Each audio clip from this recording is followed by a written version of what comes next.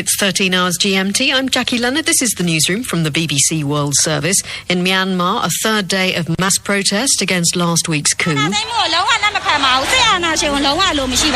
totally cannot accept the coup.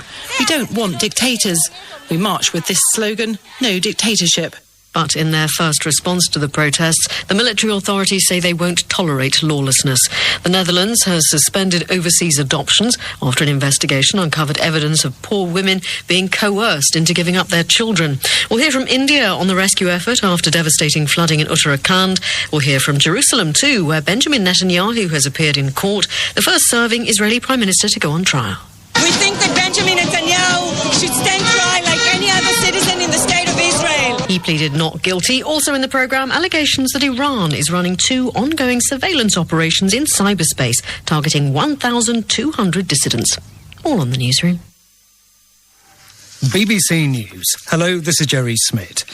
The military authorities who've seized power in Myanmar are threatening action against the growing protests to their rule. In a statement read out on television, they warned against committing acts that could damage stability, public safety and the rule of law.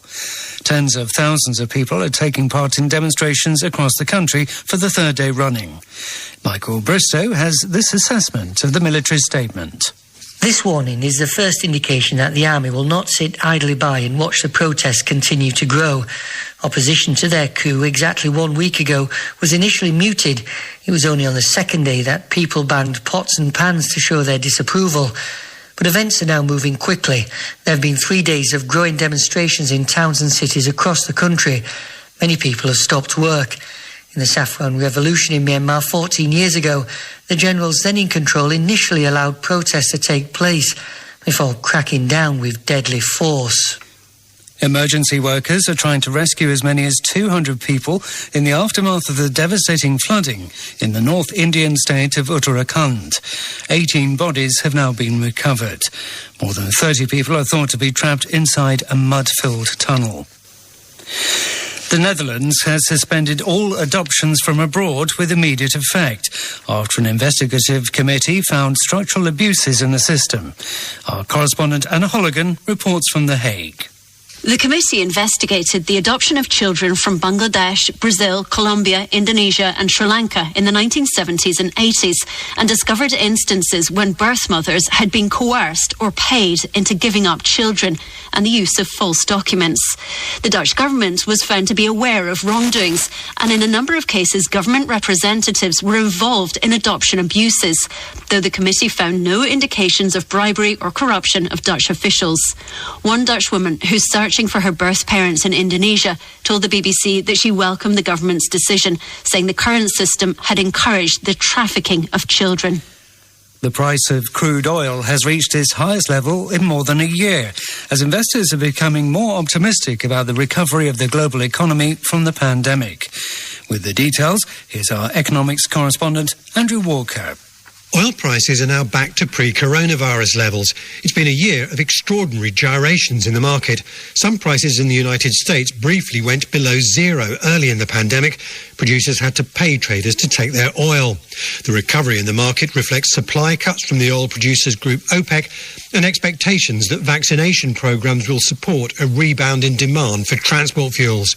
The economic consequences of the health crisis were especially severe for the oil industry because it led to a collapse in travel.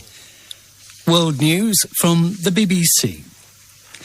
The Saudi military says it's destroyed an armed drone launched into the country's airspace by the Houthi rebels in neighbouring Yemen, the fifth such incident in 2 days. On Sunday, the US demanded that the rebels halt attacks of this kind. President Biden has signalled that he wants to see an end to the war in Yemen. Last week, he announced that the US would no longer sell the Saudis weapons that could be used in the conflict. One of the richest people in South Korea, Kim Mong-soo, has announced that he will donate half of his wealth of more than $9 billion to solve social problems. Mr. Kim is the founder of Kakao Talk, South Korea's biggest mobile messaging operator. He made the pledge in a Lunar New Year's message to employees, saying the donations would carry on throughout his life. Mr. Kim said details of how the money would be spent had not been decided.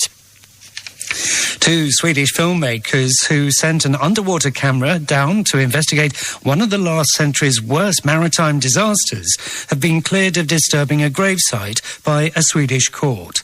The passenger ferry MS Estonia sank in the Baltic Sea in 1994. More than 800 passengers and crew died. Here's Maddie Savage. Shipwreck expert Linus Andersson and journalist Henrik Evertsson caused a stir with their footage of MS Estonia, which they alleged showed a previously unrecorded 4-metre hole in the hull and led to calls for fresh investigations into one of Europe's worst peacetime shipping disasters. But the duo ended up in court, accused of violating a law made a year after the ship sank, when Sweden, Estonia and Finland all agreed it should be illegal to disturb the site. Gothenburg District Court ruled the film team had gone against the law, but concluded they could not be punished because they were in international waters and on a ship from Germany, which didn't sign the agreement. Hello, you're listening to the newsroom from the BBC World Service. I'm Jackie Leonard, and we begin in Myanmar. For the third day running, tens of thousands of people across the country have taken to the streets to protest against last week's military coup. In the main city, Yangon, many were grouped by profession, including lawyers, teachers and civil servants, at the start of what they hope will be a general strike.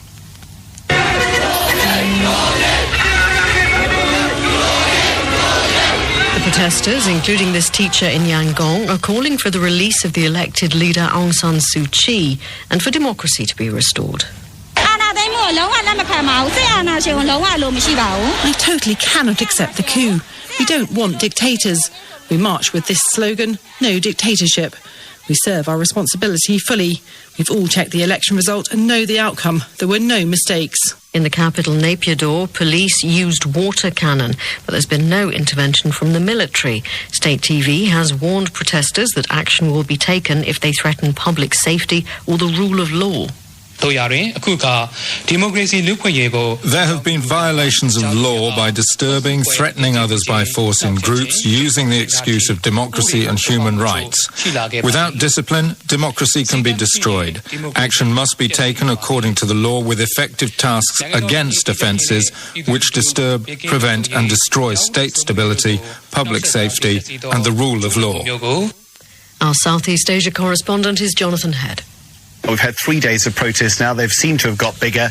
They can organise themselves locally. It's why you're seeing professions getting together, and they're quite distinctive in their uniforms. I mean, we saw a mobilisation of lawyers in Mandalay this morning. And it's in many, many places as well. This is a nationwide phenomenon because if you look back at the election results, the support for Aung San Suu Kyi and her party is very strong in most of the country. Not all of it, but most of it. And I think there is a general feeling of outrage. So people are joining in, knowing this is now happening. It's going to become a daily event, but we don't see any central leadership, and it's not quite clear what it'll evolve into.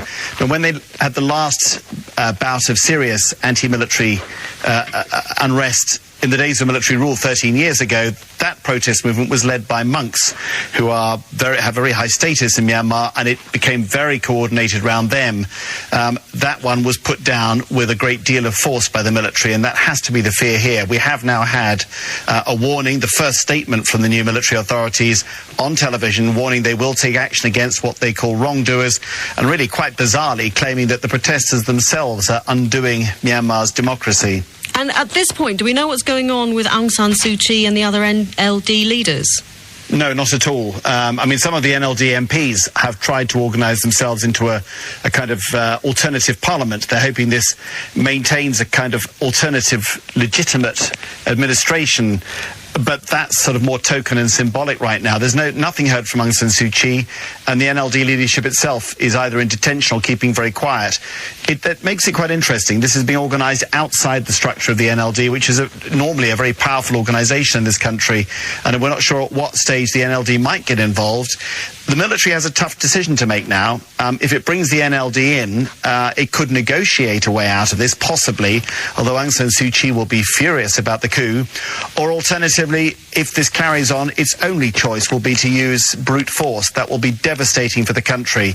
But it's done it before, and the military believes it's right in carrying out this coup. That's what's on the cards. That was Jonathan Head. More now on that rescue operation in the Indian state of Uttarakhand. Emergency teams have been working around the clock after a Himalayan glacier fell into the river, sending an avalanche of water and rocks down a gorge, sweeping away 2 dams. Let's cross over to Delhi now and our reporter Davina Gupta. Davina, we've heard that 18 bodies have been found. What more can you tell us about the search and rescue operation? Well, it's been a day full of hope, Jackie, but there hasn't been much result, unfortunately, because after 11 a.m. local time on Sunday, when the glacier part fell down and there was a flash flood in the Himalayan valley, the rescue operation started to look for over 200 people who are missing, and today, we haven't seen much hope from it. The rescue operations right now concentrated in an area called Tapovan, which is where a hydropower project was being built for the nearby villages. And that's where the rescue operation teams believe over 30 workers have been trapped in a big tunnel. They've been drilling for about nearly 24 hours now. They also have sniffer dogs to see if they can actually recognize a spot where they could drill and rescue people. Yesterday, around 18 people were pulled out of the tunnel by that method, but today there hasn't been much headway made in these operations. Also, I must add here that there are 13 villages surrounding this area, and there was only one bridge that was connecting them because it's a mountainous region. And when the flash flood destroyed that bridge, those who live in those villages have been stranded there. So the Air Force choppers have been deployed. They've been dropping food packets there, but landing there is quite difficult. So the extent of true damage right now in those villages cannot be ascertained. Political representatives, including the chief minister of the state, has been going and touring that area to see what more can be done to help the teams there. Davina, thank you. That was Davina Gupta. An inquiry into adoption procedures in the Netherlands has found that they're structurally abusive and should be overhauled. The investigation, which covered a period of 30 years, highlighted cases of corruption and of poorer women being coerced into giving up their children. Today, the government has decided to stop all adoptions from abroad with immediate effect. Widya Astuti Burma, who is looking for her birth parents in Indonesia, gave her reaction to the decision. I actually applaud the decision of the government to cancel temporarily inter-country adoption, since I do think the system needs to be revised drastically. Present day, the Dutch inter-country adoption is still based on a money incentive process, and this motivates trafficking. Well, our correspondent Anna Holligan is in The Hague and joins us now. So, Anna, the government deciding to stop all adoptions from abroad. Why?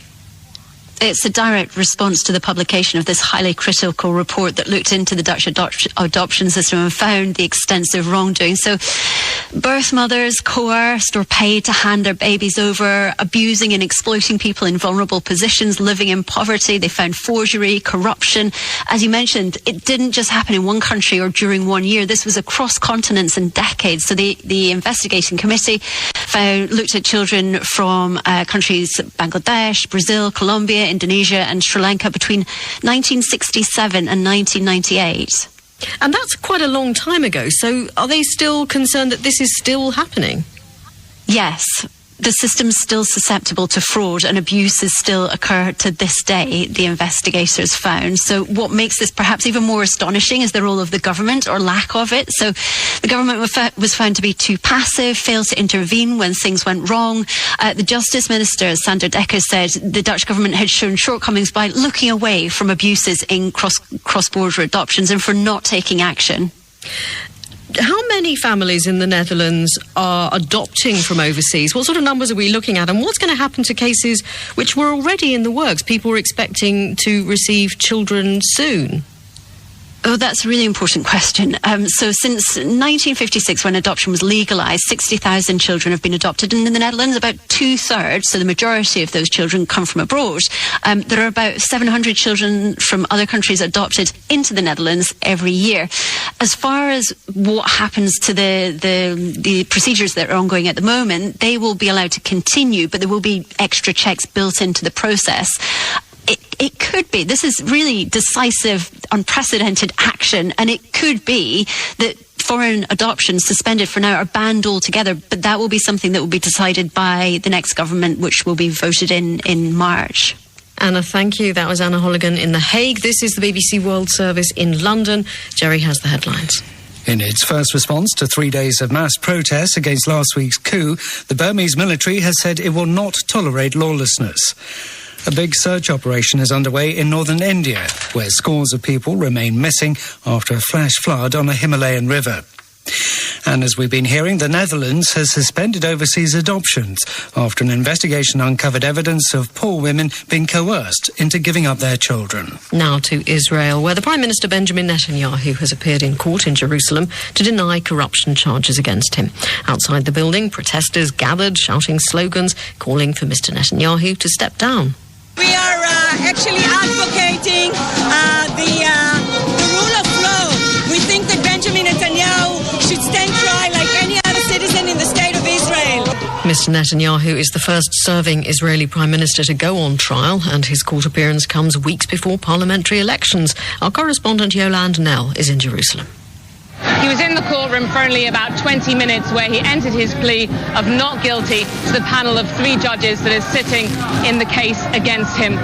And as he was leaving, he would have seen these people who are all calling for him to resign, saying that a prime minister should not remain in office while he is on a criminal trial. Ahead of time, Mr. Netanyahu had put out a video message to his own supporters asking them to stay at home because of coronavirus fears, and saying to them, anyway, everyone can see that what he calls the witch hunt against me is crumbling now. Mr. Netanyahu is accused of accepting lavish gifts from wealthy friends, things like pink champagne and cigars, also of seeking favourable regulations for media tycoons in exchange for more positive news coverage about him. And this is all happening at a very sensitive time for Israel. Of course, there is the coronavirus pandemic. It's just a day since the country eased its restrictions in its 3rd lockdown.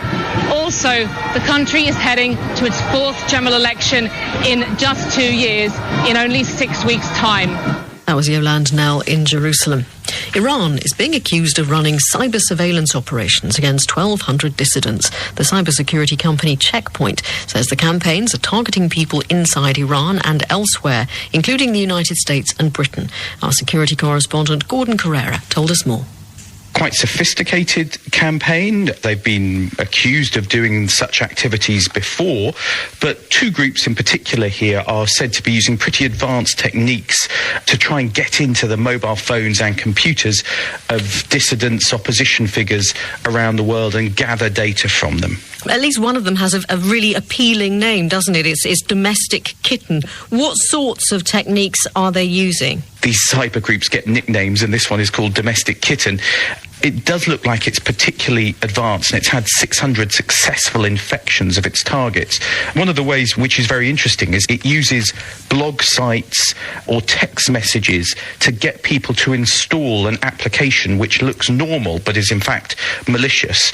And that app could be, for instance, a news outlet, a game, or even in one case there's an app relating to a restaurant in Tehran. So people might be thinking they're downloading this app for a restaurant to look at the menus, but in fact it contains malicious software which, when installed on a device, allows all the calls coming into that phone, for instance, to be recorded, for the location to be tracked, for text messages and call logs, for media files all to be extracted.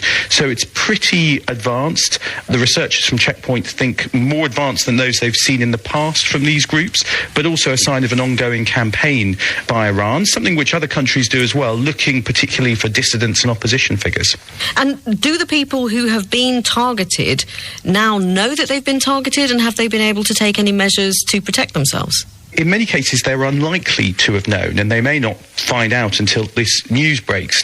However, often dissidents, opposition figures know these days that they are likely to be targeted. People are becoming more aware of these dangers, and there's more groups looking for this kind of activity and spotting it. So there's a real cat and mouse game going on when it comes to developing new techniques, them being exposed, closed down, and then groups finding new ways of trying to do this. That was Gordon Carrera. Donald Trump's second impeachment trial on the charge of inciting insurrection officially begins in the US Senate on Tuesday. Democrats accuse the ex-president of instigating the 6th of January riot at the US Capitol, which left 5 people dead. Donald Trump has said he won't testify, and his lawyers say the proceedings are unconstitutional. So what could happen, and how did we get here? Paul Adams reports. Hear ye, hear ye, hear ye. Hear ye, hear ye. Hear ye. All persons are... And so, here we go again, for the second time in a year. While the House of Representatives is exhibiting to the Senate of the United States an article of impeachment against Donald John Trump. 2 weeks ago, the charges were laid out by the former president's Democratic accusers. Congressman Jamie Raskin said Donald Trump's high crimes and misdemeanors began right after November's election. President Trump repeatedly issued false statements asserting that the presidential election results were the product of widespread fraud. You can't ever accept when they steal and rig and rob. That effort, shrill and relentless, went on until January the 6th, when Congress gathered in Washington to certify the results. Shortly before the joint session commenced, President Trump addressed a crowd at the Ellipse in Washington, D.C. He also willfully made statements that in context encouraged and foreseeably resulted in lawless action at the Capitol, such as, "If you don't fight like hell, you're not going to have a country anymore." Within minutes of those words, some of the president's supporters were storming into the Capitol building. But the charges against Mr. Trump don't stop there. He's also accused votes are needed to convict the former president. It's almost unthinkable. Such is Donald Trump's grip on the party and a huge chunk of the electorate. To survive the Russia investigation and impeachment twice, well, who knows what Mr. Trump would make of that. That was Paul Adams. Now, Jerry has some of the other stories that we're following today. The authorities in Syria believe they found the body of an archaeologist who was killed by the Islamic State group in 2015 while trying to protect the ancient city of Palmyra. Militants publicly beheaded Khalid Assad after he refused to disclose the location of valuable artifacts at the UNESCO World Heritage Site. State media reported that Mr. Assad's body was thought to be among the 3 discovered in Kahlul, east of Palmyra, and DNA tests would be carried out. Britain's youngest convicted terrorist, who led a neo-Nazi cell from his grandmother's house, has been sentenced to a 24-month youth rehabilitation order. He was 14 when he amassed a stash of dangerous material and shared far-right extremist ideology in online chat rooms. The boy, who cannot be identified for legal reasons, was sentenced at the Old Bailey in London. There's hope the first polar bear cub born in the UK for 25 years may get a sibling after his parents were spotted cuddling up on camera. The polar bears, Arctos and Victoria, have been brought together at Highland Wildlife Park in Scotland with hopes of producing a new cub. Jerry, thank you. Here in the UK, the government's trying to allay concerns about the Oxford AstraZeneca vaccine following preliminary research suggesting it's less effective against the South African variant of COVID than against other forms of the virus. A small trial published at the weekend found that it offers minimal protection against mild to moderate disease, but ministers say they're confident that the jab remains effective in preventing severe illness, hospital admissions and deaths. Our medical editor, Fergus Walsh. The current Pfizer and Oxford AstraZeneca vaccines work well against the dominant strain here in the UK, but there is concern about how much the South Africa variant may be spreading in the community. Over 100 cases have been identified, and other new variants are inevitable as the virus mutates. But the Vaccines Minister, Nadine Zahawi, said the public could take confidence from the current vaccine rollout and the protection it would provide all of us against this terrible disease.